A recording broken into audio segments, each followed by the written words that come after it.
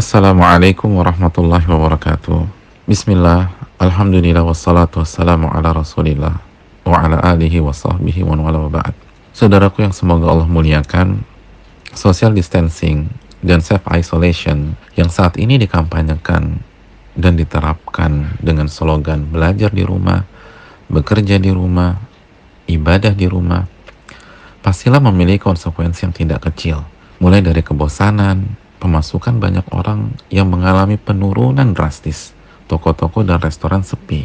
Saya sendiri memiliki beberapa teman yang sudah menutup restoran dan usahanya. Belum lagi berbagai macam program kerja ditunda bahkan dibatalkan. Dan tidak sedikit yang bukan hanya bekerja di rumah, tapi memang sudah dirumahkan. Belum lagi ada banyak acara ditunda dan dibatalkan, seperti banyak acara-acara lamaran yang ditunda, dan banyak resepsi pernikahan yang dibatalkan.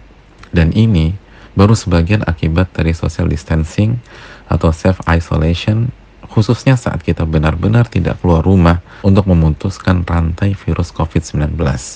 Saudaraku yang semoga Allah muliakan, konsep ini memang berat dan banyak yang harus dikorbankan, sehingga sekilas terlihat merugikan. Tapi sebelum kita terlalu jauh berpikir negatif, mari kita renungkan sebuah sabda Nabi kita Shallallahu Alaihi Wasallam yang membayar semua kerugian yang kita alami saat kita berada di rumah dan membuat orang beriman tersenyum dan begitu positif dengan konsep ini. Dalam penggalan hadis Nabi Shallallahu Alaihi Wasallam yang dikeluarkan Imam Bukhari dan Imam Ahmad, Nabi Shallallahu Alaihi Wasallam bersabda, "Falaisa min rajulin yaqa'u ta'un fayamkuthu fi baitihi sabiran muhtasiba ya'lamu annahu la yusibuhu illa ma kataballahu lah illa kana lahu mithlu ajri syahid."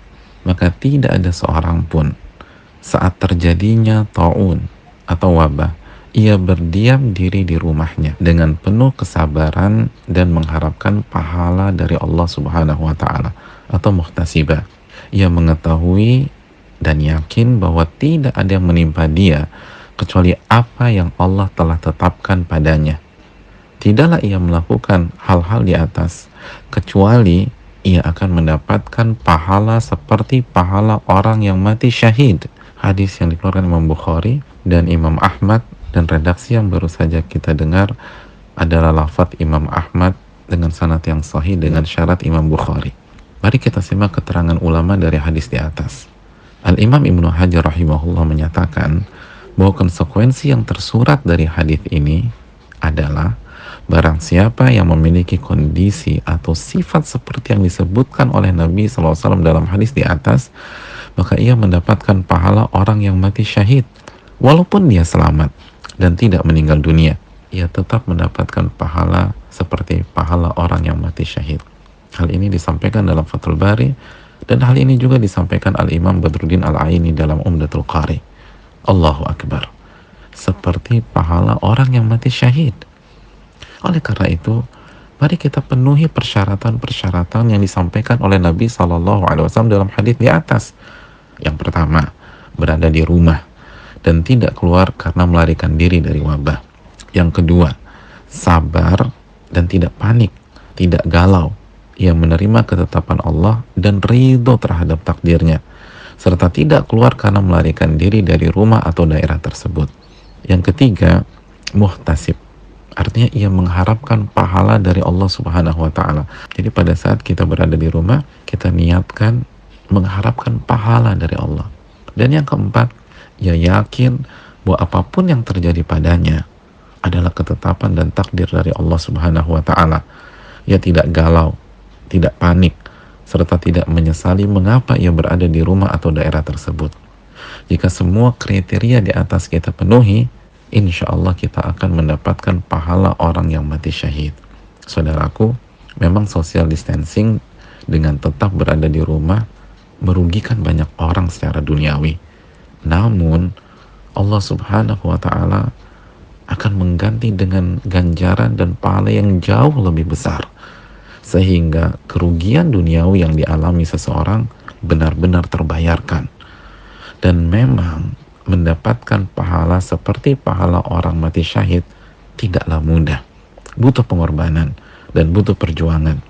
Terakhir, ada catatan khusus Apabila ada seseorang berniat dan bertekad untuk berada di rumah untuk mendapatkan pahala orang yang mati syahid, namun ia harus keluar dari rumahnya karena alasan syar'i, maka insya Allah ia tetap dapat pahala orang yang mati syahid.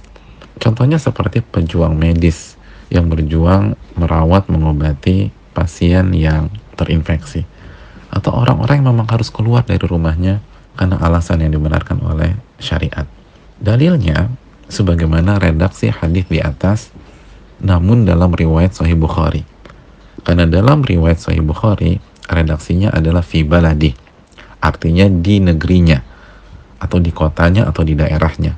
Dan redaksi ini lebih umum dari redaksi yang diriwayatkan Imam Ahmad di rumahnya. Dan kita bisa cek juga keterangan Al-Imam Ibnu Hajar dalam kitab Badrul Ma'un fi Fadli Ta'un, dan juga Al-Imam Al-Munawi dalam kitabnya Faidul Qadir. Selamat berjuang meraih pahala syahid, saudaraku. Assalamualaikum warahmatullahi wabarakatuh.